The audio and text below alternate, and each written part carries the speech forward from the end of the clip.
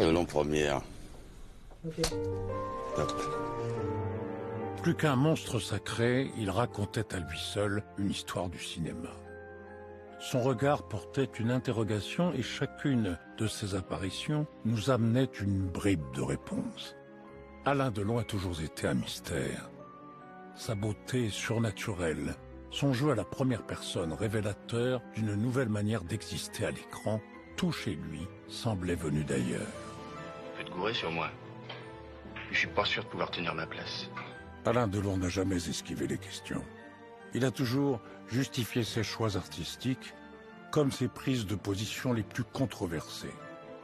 Jusqu'à son dernier souffle, il est pourtant resté une énigme.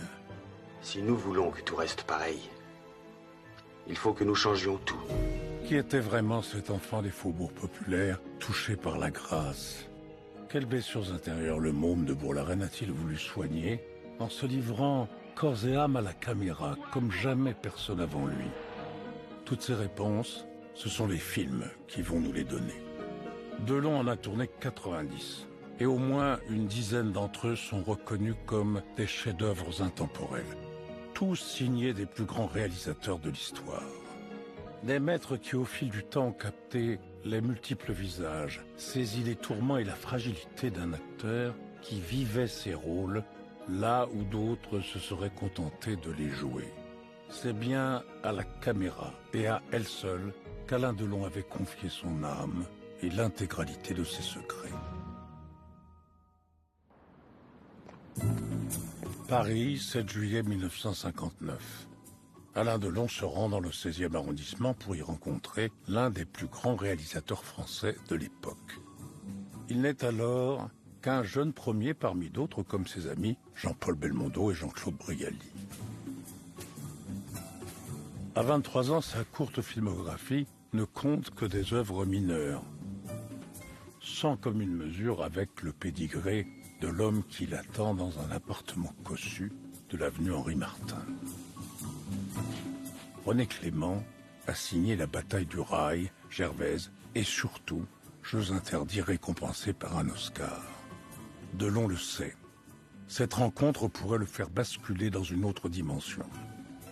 Problème, il a l'intime conviction que Clément ne lui a pas attribué le bon rôle dans l'adaptation du talentueux Monsieur Ripley de la romancière américaine Patricia Highsmith.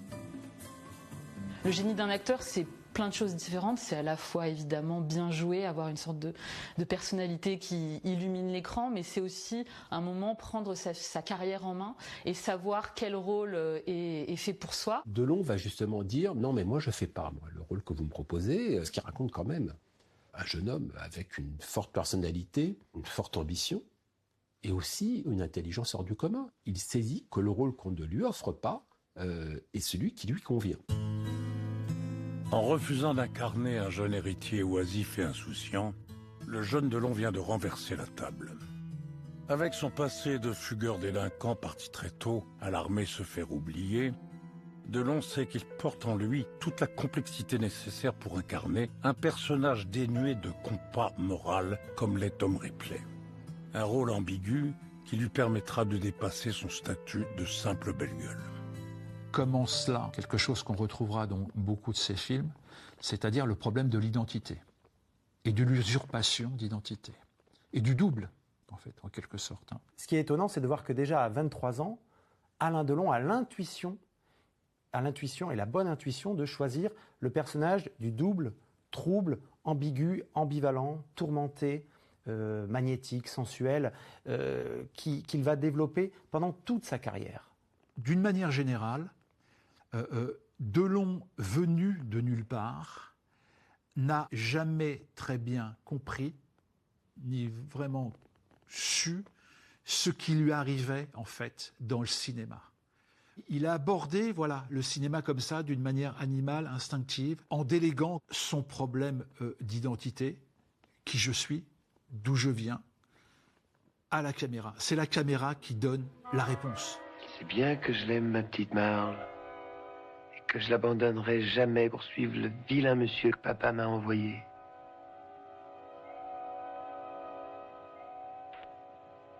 L'amour de Marge rend aveugle.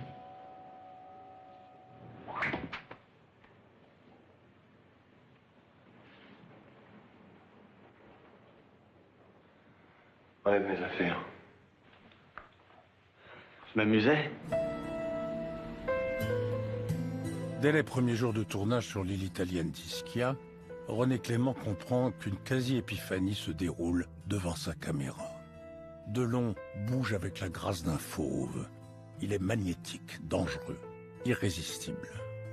Plus qu'un thriller psychologique, le film devra aussi témoigner au monde de la beauté surnaturelle de son interprète principal. Il est évident que René Clément est fasciné par ce visage. On sent que Clément est presque dépassé par le physique assez irréel de Delon. Et en fait, René Clément filme Delon comme une fille. Clément regarde Delon de façon amoureuse. René Clément filme Delon là comme une œuvre d'art en soi. C'est-à-dire on voit une sculpture humaine extraordinaire et qui est peut-être inaccessible pour Clément, mais on sent qu'il y a une admiration qui... C'est comme s'il n'y avait pas d'écran. C'est-à-dire qu'on a l'impression que le metteur en scène traverse, lui, l'écran, son désir traverse l'écran pour atteindre cette merveille qu'est Delon. On te montrera le café.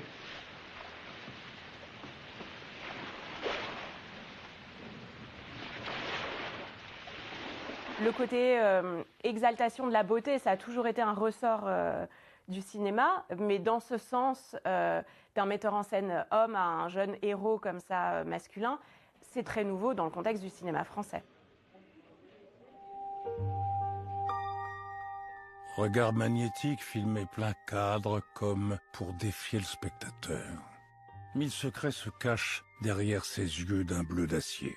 Entre économie de moyens et suggestion, René Clément pose les bases de la grammaire delonienne.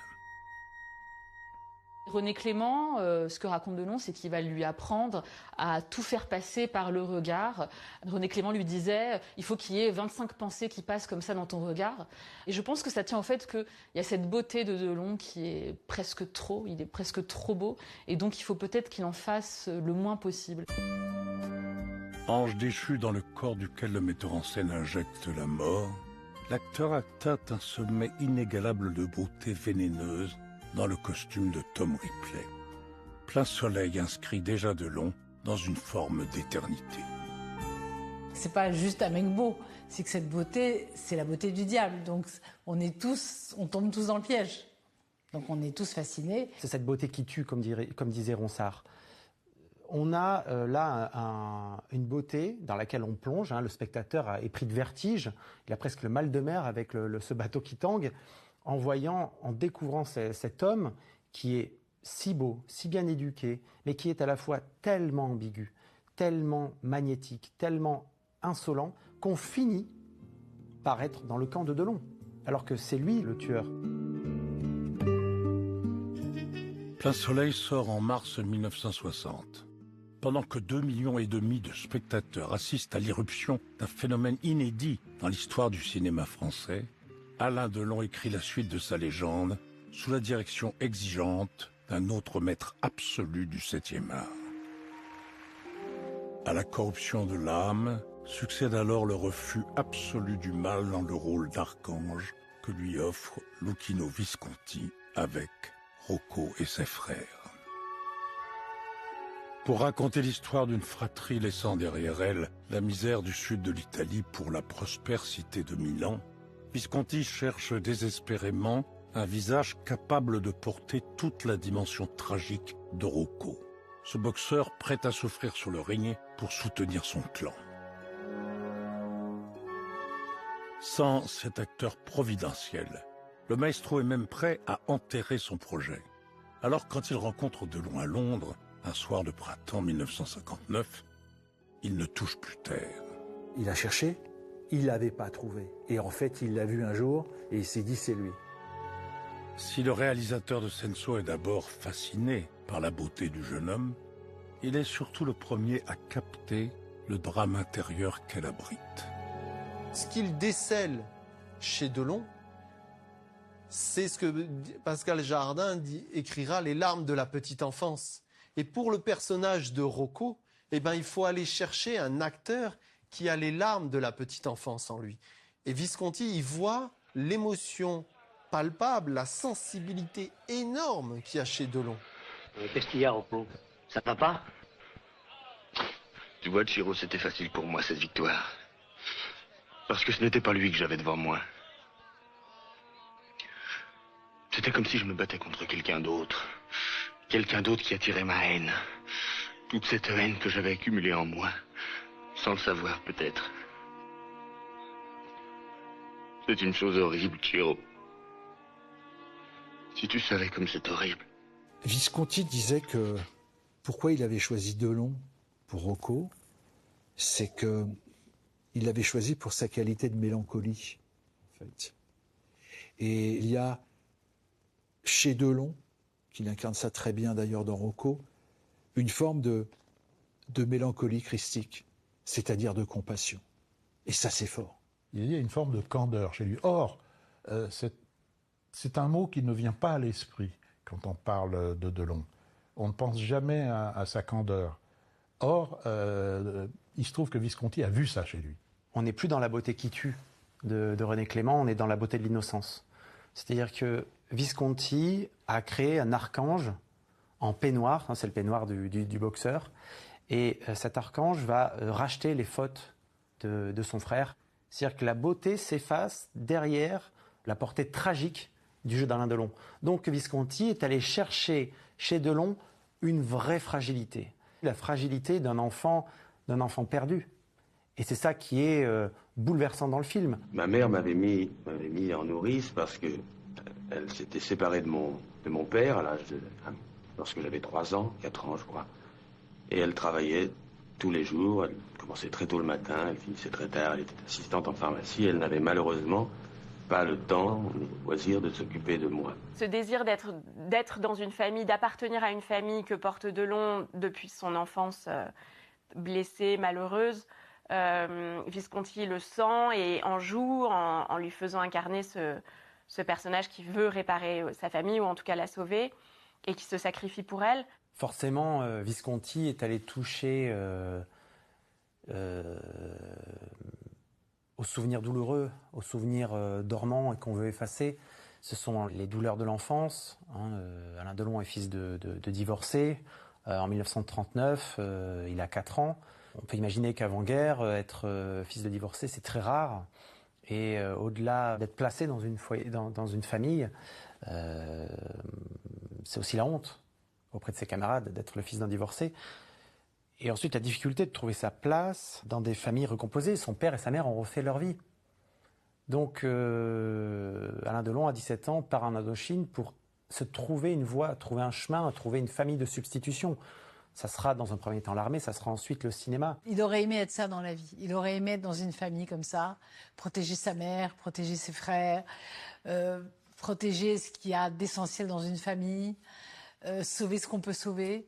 Je pense que c'est vraiment un idéal pour lui, ce qu'il incarne dans Rocco.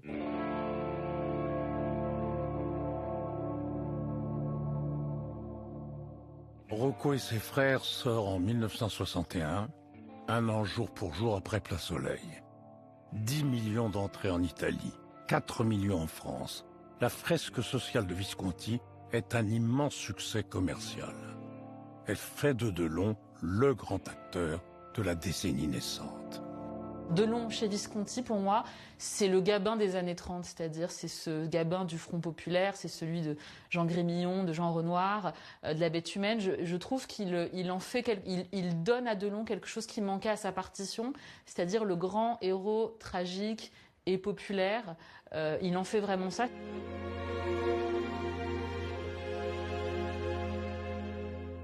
Pendant les mois qui suivent la sortie de Rocco, Lucchino Visconti continue de façonner la matière brute de Delon. L'esthète qu'est Visconti immerge son acteur dans un univers inaccessible au commun des mortels.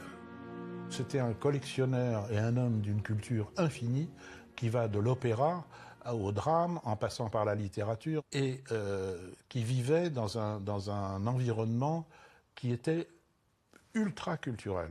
C'est-à-dire que quand on allait chez lui, comme ça m'est arrivé, vous preniez un livre sur une étagère, c'était une édition originale de Voltaire, qui était passé entre les mains de Victor Hugo et dans lequel Victor Hugo avait fait des annotations. Vous preniez une tasse pour prendre du café, et c'était une tasse qui était passée entre les mains de Louis XIV, etc. Donc, quand Delon est entré dans ce monde, je pense qu'il n'en est jamais ressorti. Hein. C'est quelque chose qui l'a percuté et qui lui a ouvert des portes qui ne se refermeront plus jamais. Il va tomber en admiration devant cet univers de culture.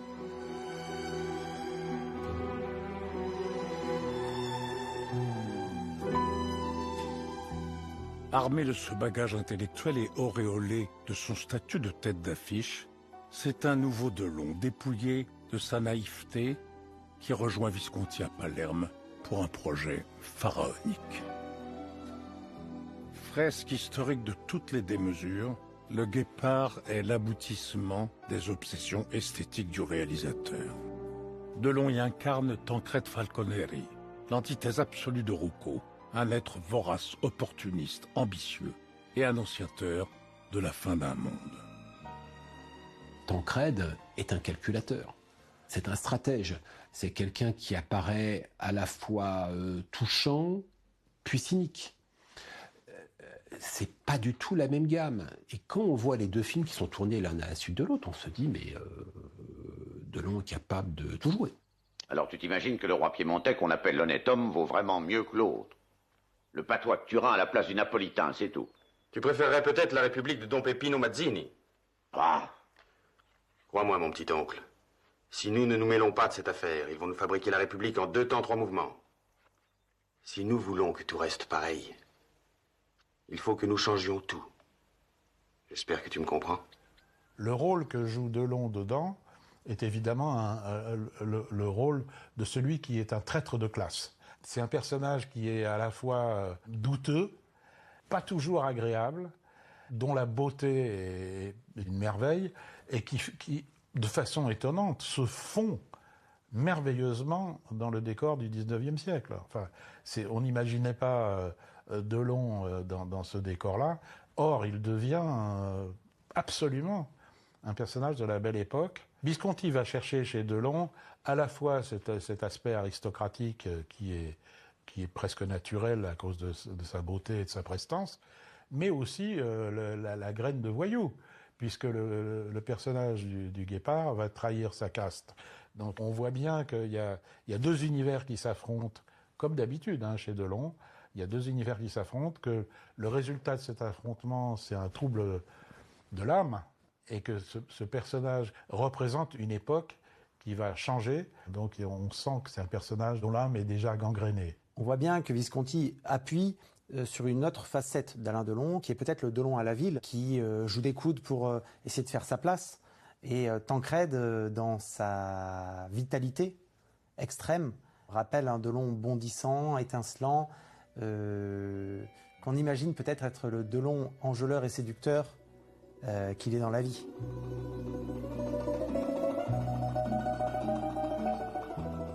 Pour raconter le déclin de l'aristocratie italienne à l'aube de la révolution garibaldienne, Visconti associe Burt Lancaster, icône du vieil Hollywood, à un Delon fougueux lancé dans sa fulgurante ascension du star system. La métaphore est aveuglante. Le Guépard, c'est une histoire de dynastie et de passage de relais. La fin d'un monde, le début d'un nouveau monde. Delon incarne ce nouveau monde, qui n'est pas forcément le meilleur monde, mais on a l'impression dans le Guépard qu'il est prêt à endosser une responsabilité. Il sait qu'il va devenir l'acteur d'une génération et il est prêt. Clairement, il sait qu'il a une place en or. C'est comme si on lui donnait les clés du royaume. Voilà, en lui disant c'est toi maintenant. Et là, c'est Visconti dans cette obsession qu'il a pour la jeunesse, parce que la jeunesse, c'est l'avenir. Et même si elle est arrogante, cynique, opportuniste, comme l'est le personnage de Tancrède qu'incarne Alain Delon, il y a cette idée que parce qu'elle est jeune, parce qu'elle est l'avenir, parce que c'est elle qui va prendre la place de cette aristocratie vieillissante et mourante, elle a raison, c'est le mouvement implacable de l'histoire. Et je trouve qu'il filme vraiment ça sur le visage de Delon. Le Guépard est récompensé d'une palme d'or à Cannes en 1963.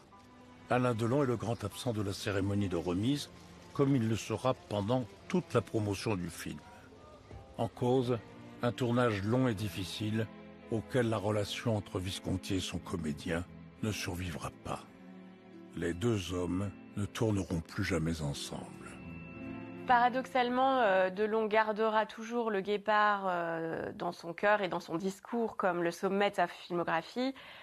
Et en même temps, c'est aussi quelque chose qu'il vit comme très lourd, comme un sommet qu'il est difficile d'égaler. Delon participant au Guépard, c'est participer à une œuvre au même titre que d'être dans un tableau qui aujourd'hui est au Louvre ou aux Offices à Florence. C'est le sommet d'un cinéma ample, épique, artistiquement parfait et incroyablement populaire. Donc, Alain Delon est le centre de cela. Il y a le problème dans une carrière, c'est que on se rend compte que la carrière de Delon a commencé sur des bases incroyablement élevées. Donc, quand on a commencé dans une telle perfection, la suite, c'est que vous allez inévitablement vous abîmer.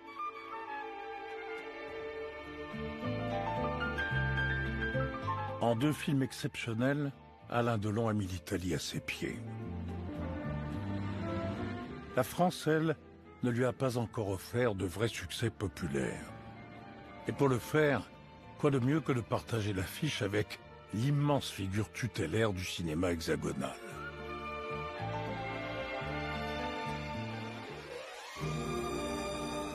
Depuis Touchez pas, Grisby, qu'un jeune Delon militaire stationné en Indochine découvre stupéfait à Saïgon en 1954, Jean Gabin est redevenu le patron.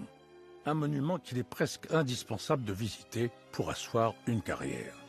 Ce que vient justement de faire un certain Jean-Paul Belmondo. Delon a véritablement envie de tourner avec Gabin.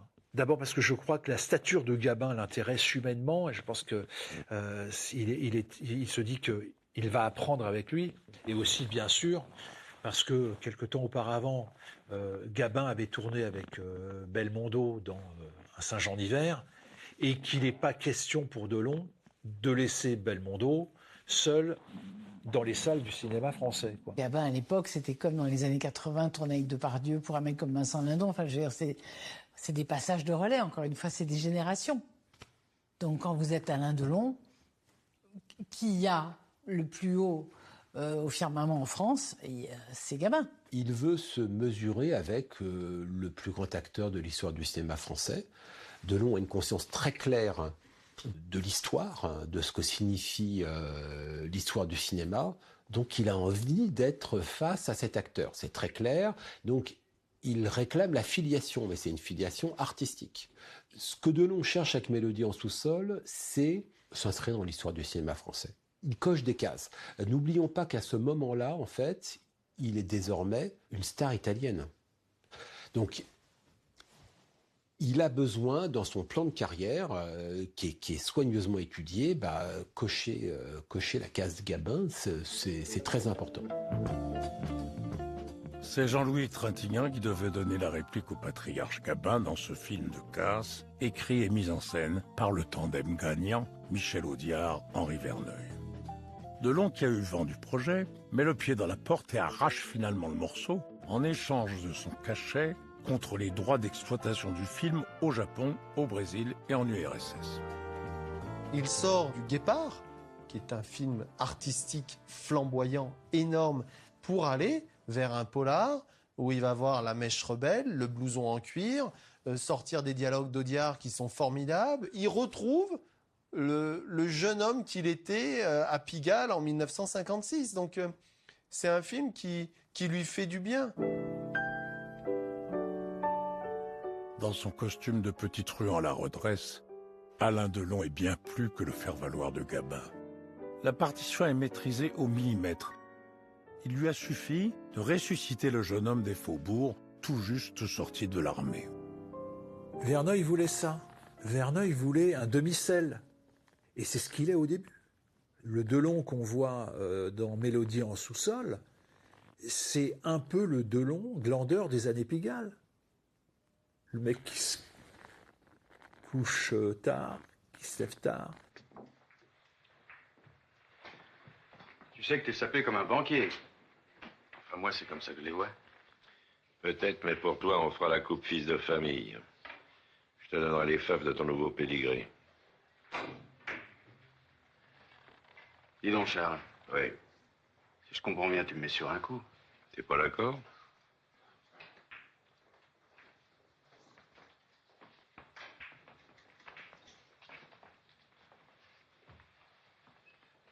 Tu crois pas de t'embarquer un peu léger, non?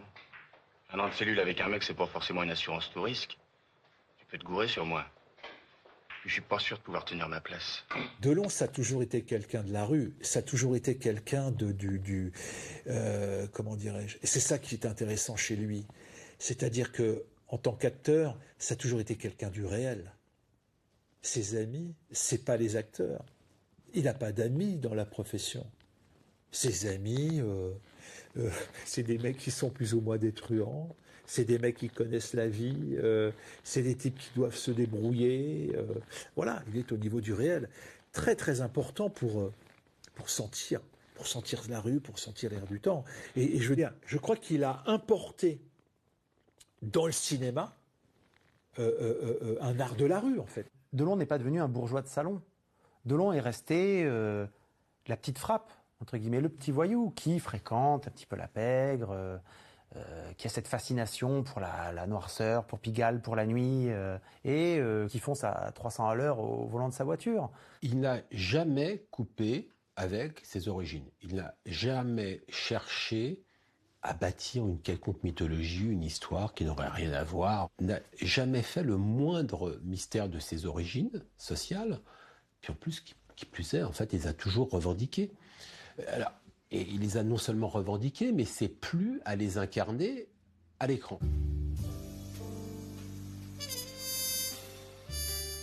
Maître étalon d'un cinéma industriel à la fois populaire et exigeant, Mélodie en sous-sol propulse Alain Delon au sommet du box-office français. Jean Gabin retrouvera celui qu'il appelle désormais affectueusement le Môme en 1969 dans Le Clan des Siciliens, puis en 1972 dans Deux hommes dans la ville. J'ai fait une interview avec Alain Delon sur son rapport avec Jean Gabin et c'était très émouvant parce qu'il était lui-même très ému en parlant. Il avait les larmes aux yeux, il m'a montré des photos, dont une photo dédicacée du tournage du Clan des Siciliens, dédicacée de Gabin à Delon, et il gardait ça dans son bureau. C'était vraiment un objet auquel il tenait beaucoup. Donc l'émotion était très vive, notamment quand il m'a parlé de sa mort. Qui a été un choc, puisque c'est Delon qui, à 3h du matin, quand la famille a le coup de fil, débarque à l'hôpital pour s'assurer qu'il n'y ait pas de photographe, qu'on ne prenne pas une photo du cadavre de Gabin. Donc il a presque ce côté garde du corps de Gabin. Et ensuite, il ira donc au large de Brest disperser les cendres. Clairement, le rapport cinématographique de mentor à protéger, il s'était totalement retrouvé dans la vie. 4 ans après Plein Soleil, Alain Delon retrouve avec bonheur René Clément. Le réalisateur lui offre une nouvelle fois un rôle ambigu au centre d'une intrigue débutant comme un film de gangster pour dériver vers le thriller hitchcockien. Usant cette fois-ci d'un noir et blanc stylisé à l'extrême, Clément parachève tout simplement l'érotisation de la créature Delon. C'est un film assez méconnu. Et pourtant, il y a dans ce film une sensualité extrême, c'est-à-dire que la sensualité d'Alain Delon est poussée à l'extrême parce que Clément va prendre Delon comme un objet de séduction absolue. Lola Albright et Jane Fonda vont se disputer Alain Delon, vont le manipuler, et Delon, encore une fois, est le perdant magnifique. Comme dans Mélodie en sous-sol, comme dans Plein Soleil, Delon est le loser. Dans sa relation symbiotique avec René Clément, Alain Delon accepte sans sourciller le challenge artistique imposé par le scénario des félins. Déconstruire méthodiquement la masculinité triomphante qu'il incarne jusque-là à l'écran. Il est complètement féminisé dans ce film. C'est-à-dire qu'en l'occurrence, on lui enlève tous les oripeaux de la virilité. Quand même, c'est frappant. Les personnages forts et manipulateurs des félins, ce sont des deux femmes. C'est pas Alain Delon. C'est quand même étonnant de voir une star de cet acabit avoir autant de facilité à incarner un personnage dévirilisé. C'est des choses qui frappaient moins à l'époque parce que le physique de Delon était tel qu'on se disait bah ouais, il est le mal par excellence. Le mal avec un E, hein, je veux dire, c'est pas. Ouais, est-il tant que cela?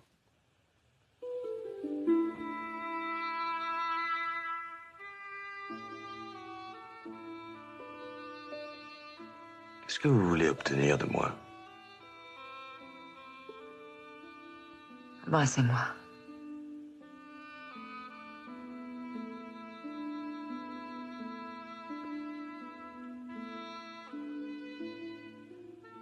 Madame est satisfaite. Ses désirs sont des ordres. Votre insolence est sans limite. Oui, madame. On voit une capacité à accepter et à même assumer des rôles qui sont plutôt traditionnellement des rôles féminins. Donc notamment ce rôle d'objet sexuel, d'objet de convoitise amoureuse. Et il y a quelque chose d'assez pionnier. On peut penser à ce que fera ensuite Don Siegel dans Les Proies, avec Clint Eastwood un peu dans le même emploi. Mais Delon l'a fait avant lui. On accepte, en regardant ça, que la beauté soit aussi vecteur de perte, alors que normalement la beauté doit gagner au cinéma. Et c'est ça qui est intéressant dans ces années-là, c'est que Delon va accepter, va délaisser sa capacité à être un playboy, à être un objet de séduction, pour devenir presque un personnage de tragédie. Il n'adhère pas en fait au code de la star hollywoodienne. Cela n'empêche pas Alain Delon de céder à l'appel des studios américains. Avec Nathalie, son épouse, il s'installe à Beverly Hills, où naît leur fils Anthony en 1964. Les 3 films qu'il tourne n'affolent ni les critiques, ni le box-office. Et comme prévu, son caractère s'accommode mal de la rigidité des studios. Delon n'est pas fâché de mettre fin à son escapade américaine au bout de 10 mois. À Paris, un certain Jean-Pierre Melville se réjouit de voir revenir son ami. Une révolution est en marche. Quand Alain Delon m'a demandé de tourner avec lui un film il y a quelques mois, je lui ai dit à un moment donné, j'ai écrit un scénario pour vous il y a 4 ans. Je dis, tiens, ça m'intéresserait, faites-le-moi lire. Et un soir, je lui ai lu. Et puis il a dit, je tourne ça, Jean-Pierre et rien d'autre. Maintes fois reportée, la rencontre entre Jean-Pierre Melville et Alain Delon ne pouvait mieux tomber qu'en ce début d'année 1967. Le réalisateur du Doulos et de l'Armée des Ombres se cherche. Au même moment, reclus dans son hôtel particulier de l'avenue de Messine, Delon traverse une zone de turbulence personnelle et d'interrogation professionnelle. Dans sa vie, Delon n'a jamais été aussi seul. C'est la fin de l'histoire avec Nathalie. C'est la fin de l'histoire américaine, en fait, en quelque sorte. Donc, il est presque largué, comme il a été d'ailleurs. Bon, ça fait déjà, comme il a été dans sa vie, ça fait déjà presque 10 ans qu'il fait du cinéma, et c'est un nouveau souffle en fait. Le Samouraï est un film qui arrive à point nommé, parce que Delon ne sait plus trop où il en est, et dans sa vie privée, et dans sa vie artistique, et que grâce à ce personnage d'homme solitaire, ça correspond à sa solitude du moment. Donc cette rencontre avec Melville, qui est un cinéaste qu'on ne peut pas classer, ça correspond à cet acteur Alain Delon qu'on ne peut pas classer. Melville le prend au bon moment. Il le prend d'autant plus au bon moment que c'est le Delon de 30 ans. Et que, insensiblement, dans les années qui viennent, il va changer de visage. Il va légèrement s'épaissir. Là, c'est le dernier jeune Delon. Voilà. Après, il se durcit. Après, il s'épaissit. Après, il se blinde. Bon. Alors, j'ai gardé de l'homme, j'ai croisé une image composite. Allons-y. Un imperméable comme celui-ci. Un chapeau comme celui-ci ou ou celui-là, et un visage, on revient, ressemblant à celui de monsieur. Qu'est-ce que ça aurait été si vous aviez eu le sens de l'observation? On le revoit.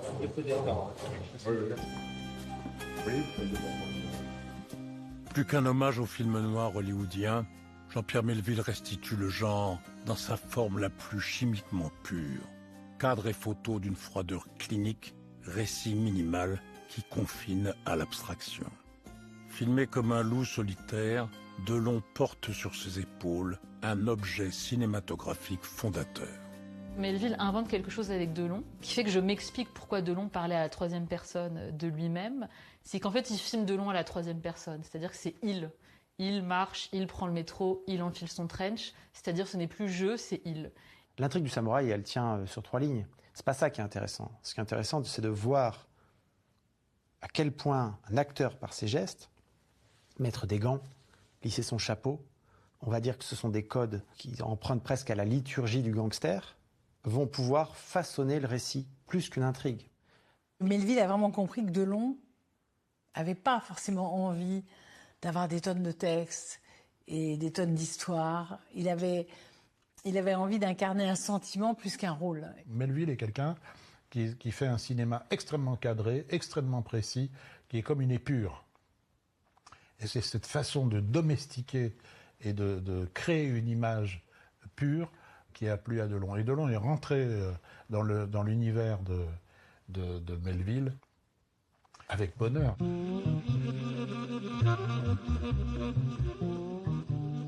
Lors du tournage, les deux hommes se parlent peu, mais se comprennent parfaitement, malgré les 20 ans qui les séparent. Ils aiment le cinéma américain, les armes, et partagent la même fascination pour le milieu du banditisme. La rencontre avec Jean-Pierre Melville, c'est la rencontre avec un frère jumeau, avec une sorte de double, à travers un rapport à la vie et à la mort qui est unique et qui est rare. Ce sont deux solitudes qui vont fusionner. Et là, Alain Delon va vraiment remettre son âme entre les mains de Jean-Pierre Melville. Delon est un personnage melvillien en privé. Nathalie Delon, sa femme, le raconte très bien. Elle dit, quand Alain joue le gangster, quand Alain rentre le soir, il est encore le samouraï. Donc vous voyez que Melville a reconnu chez Delon la profonde solitude du samouraï. Donc il n'y a pas d'effort à faire pour Delon. Soudain, on ne lui demande plus d'être virevoltant, bondissant, souriant, enjôleur. On lui demande d'être lui-même, c'est-à-dire l'incarnation de la noirceur. Pour des cinéastes comme Martin Scorsese, Quentin Tarantino ou encore John Woo, le samouraï est une déflagration. Le film invente un nouveau vocabulaire, un nouveau rapport à l'acteur.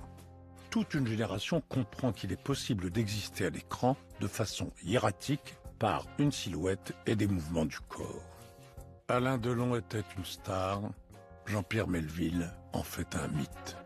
Melville disait à propos de Delon, dans Le Samouraï, le mystère de la star se situe au niveau des yeux. Voilà. Et Le Samouraï, c'est un film sur les yeux de Delon. L'aventure Melville-Delon se poursuivra en 1970 avec Le Cercle Rouge, puis Un flic en 1972. Tournage à l'issue duquel les deux hommes vont se brouiller. La mort de Melville en 1973 restera pour Alain Delon une blessure irréparable au goût amer d'inachevé. Tarmac de l'aéroport de Nice, 12 août 1968. Les deux anciens fiancés de l'Europe rejouent pour les caméras la scène de leur rencontre 10 ans plus tôt à l'aéroport d'Orly. René Schneider, c'est avec beaucoup de joie que nous vous retrouvons sur la Côte d'Azur. Vous êtes heureuse de retrouver Alain Delon? Très. Très. Alain Delon, tout à l'heure, vous m'avez dit que vous étiez ému vous aussi oui. En rencontrant... C'est normal, vous ne trouvez pas? Oui, bien sûr. Vous êtes vous-même ému en tenant ce micro. Peut-être. Le couple prend la direction de Ramatuelle, où va se tourner La Piscine, sous la direction de Jacques Deray. L'interprète de Sissi est alors en pleine traversée du désert. C'est contre l'avis du metteur en scène et des producteurs que Delon l'a imposé, conditionnant même sa présence dans le film à celle de son ex-compagne. Le coup de génie de Delon, c'est la fidélité, c'est-à-dire le fait d'avoir imposé Romy Schneider. C'est quand même beau, hein. C'est vraiment beau, quoi. C'est une façon de dire que cette histoire avec Romy, ça n'était pas rien. Ils ont grandi ensemble, ils ont presque commencé le cinéma ensemble. Et puis, comme Delon s'est très très bien mêlé l'utile à l'agréable, il s'est dit que ça ne pouvait être bon que pour le film.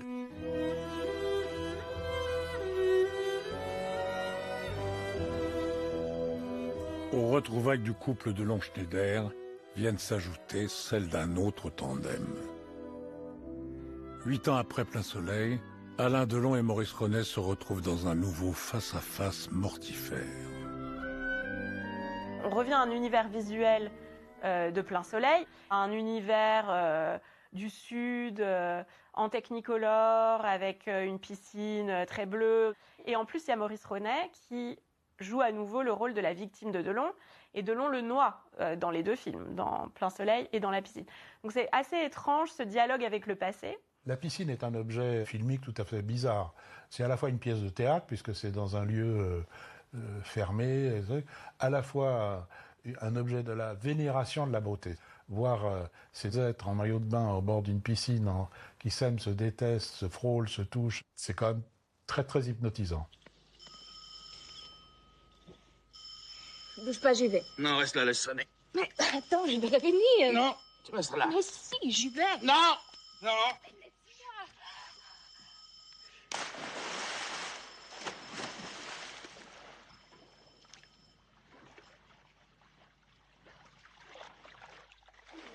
Allô? C'est malin, non? Pourquoi, tu attends quelqu'un? Non. Madame, on vous demande au téléphone. Qui est-ce? Oh, je sais pas. Il fallait demander. J'arrive. C'est très moderne à l'époque d'exposer les corps comme ça, tels des bronzes en offrande sous le soleil. Et ni l'intrigue ni les dialogues ne font le poids face au corps. Les corps sont filmés comme des objets d'art, comme des objets de séduction, comme des objets sexuels. C'est un film sensoriel, en fait. On dit toujours, c'est Delon au sommet du glamour, etc. Oui, quelque part, oui. Oui. Encore une fois, il est au sommet de sa beauté. Et en même temps, au sommet de sa beauté, dans quel rôle ici, là? Delon incarne un pauvre type. C'est-à-dire qu'il incarne quelqu'un qui, professionnellement, est assez médiocre, n'a pas réussi dans la vie, a pour seule vertu de garder péniblement, en fait, Romy Schneider à ses côtés et de buller au bord d'une piscine.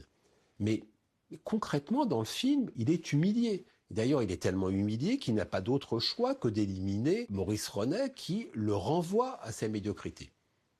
Or, c'est quand même frappant de voir une star pareille accepter un rôle pareil. La piscine est un rôle assez dévalorisant pour Delon, qui est capable d'endosser ce type d'emploi, de se dire non mais moi je suis prêt à jouer à cela.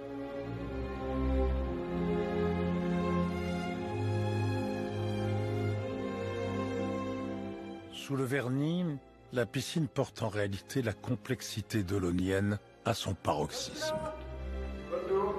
Incarner à loser et moral une manière pour Delon d'en finir avec la question trop simpliste de sa beauté, ne laissant plus s'exprimer à l'écran que son sens inouï du tragique.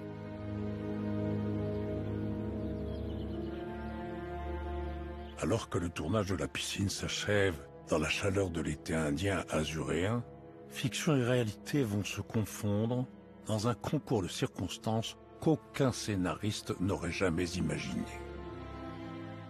Soumis dans le film à un interrogatoire de police, Delon reçoit en marge du plateau de tournage des policiers venus spécialement de Paris. Ils souhaitent l'entendre après le meurtre d'un proche de l'acteur, celui de Stéphane Markovitch, son ancien chauffeur et garde du corps. C'est le début d'une affaire politico-judiciaire qui va passionner la France entière. À son corps défendant, Delon devra pendant des mois jouer son propre rôle. La filmographie des grands acteurs très souvent colle avec la biographie, mais parfois à des degrés assez sidérants. La réalité et la fiction se mélangent sur le tournage de La Piscine. Markovitch, c'est l'homme à tout faire, le factotum d'Alain Delon, qui a été retrouvé quelques semaines plus tôt, tué dans une décharge donc des Yvelines. Et là, donc, vous voyez que il y a une superposition entre le Delon à l'écran et le Delon dans sa vie privée. Les deux sont entre les fourches caudines de la justice. Et c'est assez étonnant qu'il y ait ce télescopage précisément à ce moment-là. C'est-à-dire que, là, encore une fois, il est peut-être un peu dépassé, en fait, par les événements. Cette affaire-là va engendrer chez Delon un comportement, une manière d'être qui ne sera plus du tout la même avec ce qu'il a été jusqu'avant. En ce sens où, si on regarde les interviews d'Alain Delon jusqu'à 1968, on le sent libre, on le sent quand même plus affable, plus décontracté. À partir de 68, si on regarde les interviews, vous verrez qu'il répète toujours la même chose. Il dit toujours à peu près les mêmes phrases, il raconte à peu près toujours les mêmes choses sur les réalisateurs, sur ses rencontres. C'est vrai que cette affaire Markovic va le chambouler personnellement, mais va aussi le chambouler professionnellement. Remontant jusqu'au sommet de l'État, l'affaire Markovitch est un scandale national. Les convocations répétées d'Alain Delon affolent l'opinion. Delon et la pègre, c'est un vieux serpent de mer. On reparle de ses séjours en prison militaire, de ses amitiés au sein du milieu. Il y a cette attirance de Delon pour les voyous, pour les petits malfrats, mais je crois que ce serait trop réducteur parce que c'est simplement une attirance pour les mecs vrais, pour les types qui sont dans la marge et qui doivent se débrouiller. Voilà. Et c'est aussi une attirance pour les types qui sont d'une certaine façon l'ennemi du corps social et de la société. C'est pas quelque chose de petit. Il y a une forme d'intérêt pour l'héroïsme et l'opposition, pour les mecs qui ont choisi une autre voie.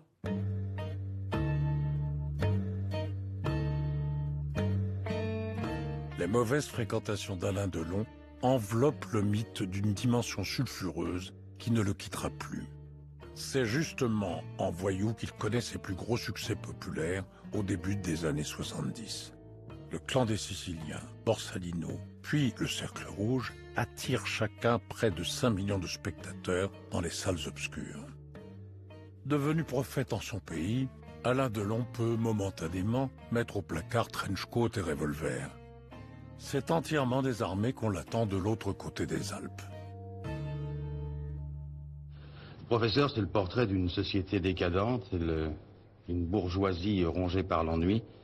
C'est aussi une très belle histoire d'amour, qui finira malheureusement comme beaucoup de belles histoires d'amour, tragiquement, mais c'est avant tout l'histoire d'un homme. C'est l'histoire d'un homme, mal dans son temps, mal dans son époque, bref, mal dans sa peau. L'affaire Markovitch a mis à jour chez Alain Delon une noirceur latente, désormais assumée et revendiquée. Avec Le Professeur, qui marque son retour à un cinéma d'auteur exigeant, il livre une performance radicale. Sa beauté somnambulique porte un film désespéré qui témoigne sans concession du déclin moral de la bourgeoisie italienne. Il accepte un rôle qui n'est pas du tout valorisant, alors qu'il était plutôt là, ces dernières années, dans la célébration de sa virilité, de son côté héros de cinéma. Là, au contraire, c'est un homme qui est en permanence mis en difficulté, humilié. On est dans une sorte de lente marche funèbre très esthétique. S'il y est allé, c'est qu'il a senti que ça allait remuer en lui une nostalgie, une mélancolie, une adéquation à la modernité qui ne lui demandait peut-être presque aucun effort. Et c'est pour ça que sa performance est hallucinante.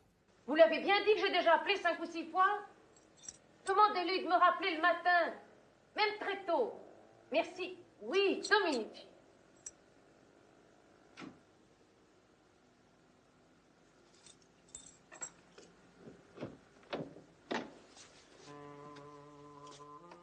Le Professeur est un film inouï, parce que, regardez bien, il n'est pas maquillé. il n'est pas maquillé. C'est-à-dire que, et ça, Delon, je crois aussi que à l'époque du samouraï, c'était pareil. C'est-à-dire qu'il le dit. C'est-à-dire le problème avec le maquillage, c'est que ça casse la mobilité des traits, ça casse l'expression. Donc il est, si c'est une beauté pour le moins nature. Voilà. C'est un film inouï aussi parce qu'il faut en revenir à l'Italie. Et je crois qu'il faut en revenir à Rocco. Ce qui, d'une certaine façon, fait ressembler Rocco au professeur, c'est la bonté. Il est dans l'état du rédempteur, du type qui pardonne. En fait, c'est l'expression de la bonté de Delon qui, dans ce film, lui donne la beauté. Delon est un professeur de littérature en dépression, en détresse, qui va s'accrocher à une jeune fille qui représente peut-être son seul espoir, une sorte de sacralité comme ça, qui croit encore peut-être en l'amour. En tout cas, son cœur se réchauffe dans le film, au fur et à mesure du récit. Mais on touche là à une beauté crépusculaire de Delon qui va au-delà du personnage du samouraï. Et c'est peut-être pour ça que Delon nous bouleverse dans ce film. On sent qu'on est presque avec le vrai Delon. C'est-à-dire que ce personnage dépressif, taciturne, qui traîne ses savates sur les quais de la mer Adriatique, on a l'impression que c'est le Delon du dimanche, des jours sombres.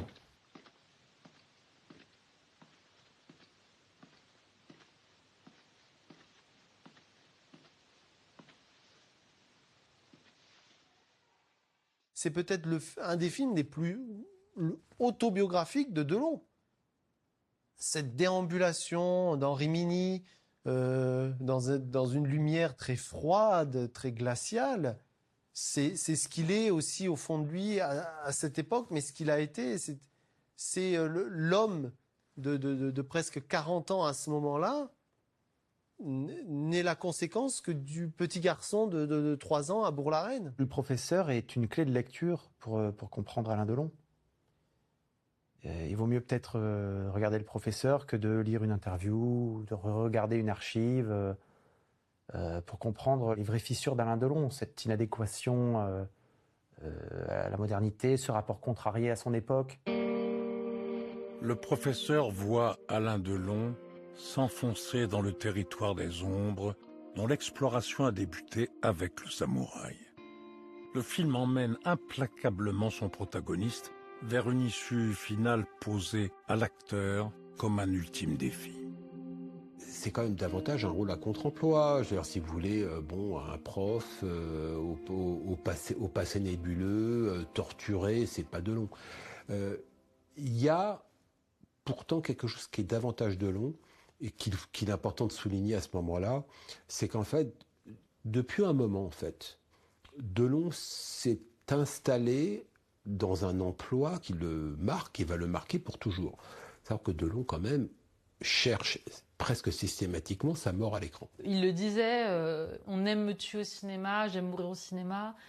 Il disait un acteur doit savoir mourir parce que les grands acteurs, s'ils ne travaillent pas à la question de la mort, ça ne peut pas être des grands acteurs en fait. Il y a un moment où être acteur, ce que disait Godard, le cinéma, c'est le travail de la mort.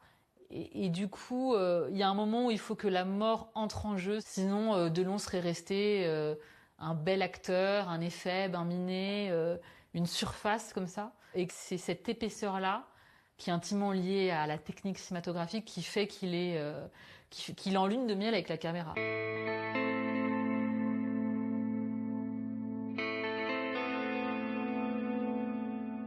Au milieu des années 70, Delon est déjà mort de 1000 manières à l'écran. Ne manquait plus alors à son registre qu'une confrontation avec la mort industrielle mise en place par le régime nazi. Et s'il accouchera bien d'un chef-d'œuvre, ce face-à-face avec l'histoire ouvrira chez lui une blessure qui ne cicatrisera jamais. J'avais 7 ans en 1942, donc mes souvenirs sont des souvenirs d'enfant, sont des images assez vagues et assez floues. Mais donc c'est un personnage dans ce sens. C'était tout l'attrait pour moi d'ailleurs, indépendamment de la direction de Joseph Losey. C'est ce qu'on appelle une composition d'acteurs et une composition d'interprètes, une composition d'un personnage qui est diamétralement opposé à tout ce que Delon est ou a connu. Quand le scénario de M. Klein atterrit entre les mains d'Alain Delon en 1975, la France de Vichy, et plus particulièrement l'épisode tragique de la rafle du Veldiv, sont encore des sujets brûlants. Le film a bien failli se faire quelques mois plus tôt, avec Jean-Paul Belmondo dans le rôle titre. Mais son retrait in extremis met un coup d'arrêt brutal au projet. Delon, lui, n'hésite pas une seconde. Monsieur Klein doit exister. Pour des raisons historiques évidentes, mais pas seulement. Autant Jean Gabin produit avec lui une image de la France du Front populaire, voilà. Il y a toujours cette idée que Gabin c'est la France. Delon, on ne sait pas trop. Et là, avec Monsieur Klein, c'est une des très rares fois où il produit une image de la France collaborationniste, du régime de Vichy. Et en même temps, cette image, elle est produite à travers les thèmes qui ont toujours été les siens. C'est-à-dire qu'il y a une sorte de parfaite rencontre, de lune de miel entre le sujet de la France vichiste, c'est-à-dire à travers la question de l'identité, et le monde de Delon. C'est-à-dire que le film parle du double, qui est un thème delonien, de la traque, de l'identité, tous les thèmes en fait qui ont traversé la carrière de Delon. Il est très intéressé par ce scénario où il doit jouer quand même un personnage double, et ça reflète sa vie, puisque dans sa vie même, Delon, comme je l'ai vu sur les plateaux en Italie, parlait de lui-même à la troisième personne. Et quand il était dans le privé, il parlait à la première personne du singulier. Donc, il se trouve tout à fait miraculeusement que M. Klein reflète cette dichotomie dans sa vie. C'est le film qui dit le plus sur lui. Sur ce qui le fascine, sur ce dont il a peur, sur cette attirance vers le gouffre, sur une espèce de culpabilité de tout ce qu'il a eu, comme une manière de le payer. Comme quelqu'un qui a tous les dons et qui doit payer pour ça. Parce que c'est quand même intéressant. Monsieur Klein, c'est quelqu'un de très riche, qui a tous les moyens, et qui, à un moment donné, renonce à ce qu'il est.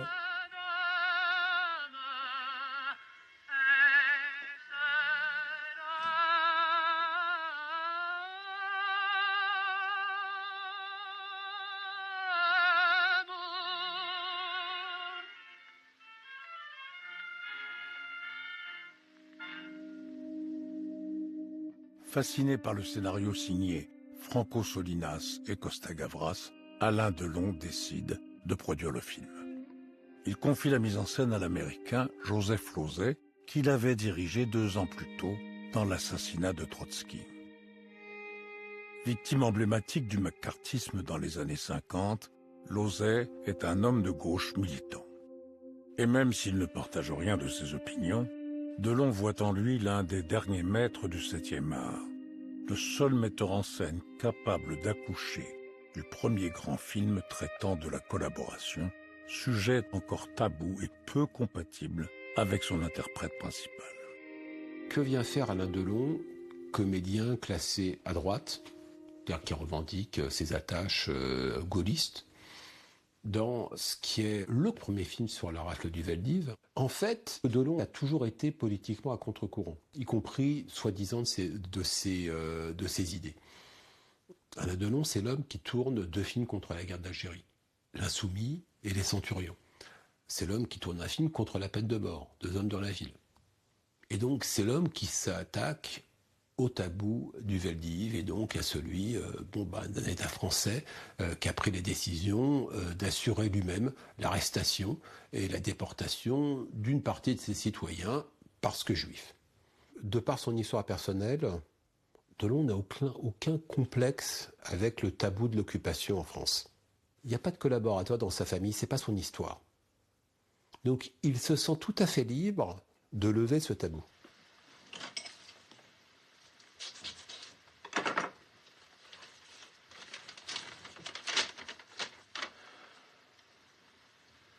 Mon amour, quel mois interminable. Après-demain, c'est notre 26 janvier. Je suis ici et je t'attends. Le train pour Ivry-la-Bataille part toujours à 18h15. Tu sais, n'est-ce pas, que tu ne dois pas le rater, car cette fois, je te le jure, tu me perdrais, et ce serait affreux, mon chéri, Florence. Dans le rôle ultra ambigu de Robert Klein, marchand d'art achetant à vil prix des œuvres auprès de juifs, Delon livre sa composition la plus singulière, la plus aboutie et la plus troublante.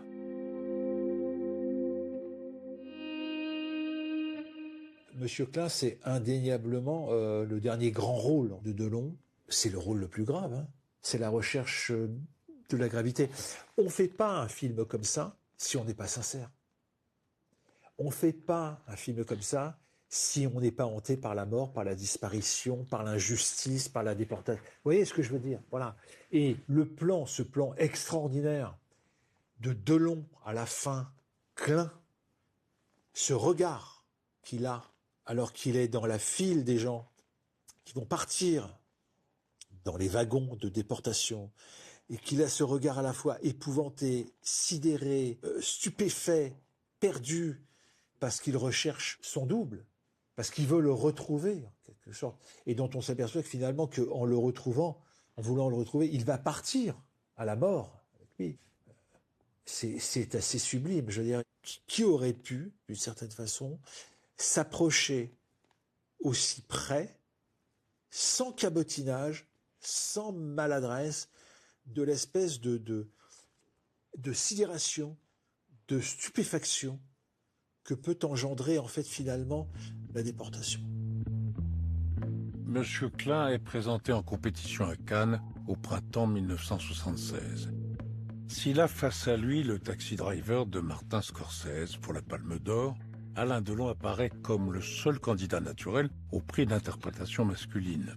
Le jury va pourtant le lui refuser, dans ce qui ressemble bien à un règlement de compte. Il y a une blessure narcissique liée à M. Klein, le fait qu'il n'ait pas de prix à Cannes. Donc l'oubli de Delon est assez incompréhensible, ou du moins il est très compréhensible. C'est que Delon n'est pas aimé par le cinéma français, en raison de sa personnalité très cassante, en raison de ses engagements politiques à droite. Tout ça le rend impopulaire auprès de la profession, qui est quand même là pour le juger sur ses prestations à l'écran.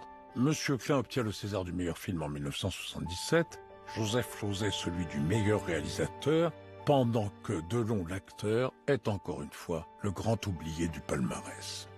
Mais c'est surtout le cinglant échec commercial du film en salle qui ouvre une plaie béante chez son interprète principal. Ce qui est très douloureux pour Delon, c'est que quand il a commencé avec des grands cinéastes, le succès a toujours été au rendez-vous. Donc il commence dans le cinéma en pensant intuitivement qu'un grand film est toujours accepté par le public. Monsieur Klein, c'est un film dont on parle, mais c'est pas un film qui fait le consensus et c'est pas un film primé. Et là, ça va être une blessure profonde et le début d'un repli sur soi pour Delon, qui va peu à peu cesser de prendre des risques artistiques. Monsieur Klein marque la fin de l'époque delonienne dans toute sa splendeur. Monsieur Klein est un point de non-retour. Cette exaltation, cette propension au risque est définitivement blessée, entravée, et Delon va alors se reproduire régulièrement dans un personnage peut-être plus caricatural, je pense notamment aux années 80, jusqu'à notre histoire, qui est une parenthèse. Moteur. Non. Au milieu d'une série très rentable de films ultra formatés, Alain Delon plonge en apnée dans l'univers singulier de Bertrand Blier, l'homme des valseuses et de buffets froids. Avec notre histoire, Delon redevient un anti-héros, poussant à son paroxysme le registre défriché 12 ans plus tôt dans Le Professeur. Non, pas grave. On baisse partout. Tu permets que je continue? J'en ai plus pour longtemps.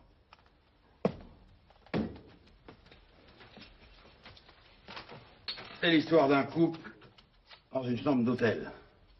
Il y a plein d'images, plein de séquences qui sont très très parlantes et très fortes. où vraiment Delon est filmé comme un extraterrestre et il joue vraiment comme un animal pris dans les phares pendant tout le film. Il va rester sur cette ligne avec cette idée finalement qu'il est en perpétuelle gueule de bois ou qu'il est ivre pendant tout le film. On n'a jamais vu Alain Delon aussi triste, aussi désespéré. C'est un film d'une grisaille infinie. Où va-t-il chercher tout ça ? 1984, ce sont des années difficiles pour Delon. Dans sa carrière, il y a un malentendu avec le public, avec la critique, avec le cinéma. Personnellement, il vient de quitter Mireille d'Arc, qui a partagé sa vie avec lui depuis 15 ans. Donc, c'est un homme qui est certainement en recherche de tendresse. Échec commercial en salle, notre histoire offre néanmoins à son interprète principal le César du meilleur acteur, le premier de sa carrière. Une récompense que Delon met un point d'honneur à ne pas recevoir en main propre. Alain Delon, César du meilleur acteur pour notre histoire. Alain Delon n'était pas dans la salle. Question simple, pourquoi ? Parce que je n'ai jamais, depuis sa création, ça n'est pas nouveau, je l'ai toujours déclaré, je n'ai pas reconnu la légitimité des Césars. Et je me suis toujours refusé de participer de près de loin au César. Donc c'est une ligne, lorsque je me trace une ligne de conduite dans ma vie, je la tiens jusqu'au bout. J'aurai des Césars, peut-être d'autres, je n'irai toujours pas les chercher. C'est simple. Cette provocation à peine voilée témoigne des rapports houleux qu'entretient désormais l'acteur avec l'ensemble du cinéma français. Et pendant que son cinéma se commercialise, Delon se marginalise. Face à la profession et plus généralement face à l'époque, il fait un demi-tour irréversible. Les sollicitations sont plus rares, les films, eux, sortent dans un silence toujours plus assourdissant. Si Delon voit sa carrière décliner assez rapidement, en tout cas dans les années 80-90, où il n'y a pas beaucoup de films mémorables, je pense que c'est quelque chose d'extrêmement naturel, d'extrêmement normal, au sens où tous les grands acteurs appartiennent à un moment de l'industrie, à un moment esthétique, industriel, politique. Quand cette période se termine, ces acteurs ne sont plus sous-tendus par le monde qui les a créés. C'est vraiment le guépard, c'est vraiment cette idée que on apparaît dans un contexte et ce contexte disparaît. On est orphelin de ce qui a fait de nous une star. Dans le cas des très longues carrières d'acteurs, je veux dire, vous n'êtes pas bon tout le temps. Je veux dire, quand on regarde, ça vaut pour De Niro, ça vaut pour d'autres également, ça vaut pour Eastwood, c'est généralement 15-20 ans. Quand on a la carrière de Delon, les 5, 6, 7 derniers films, c'est pas grave, on les oublie. On lui pardonne largement. Ça n'est même pas à mettre à son débit, en fait, en quelque sorte. On s'en fout. Le dernier chef-d'œuvre de Delon, c'est Monsieur Klein, 76. On est simplement face à une carrière qui dure 16 ans. Je veux dire, c'est entre Plein Soleil et Monsieur Klein.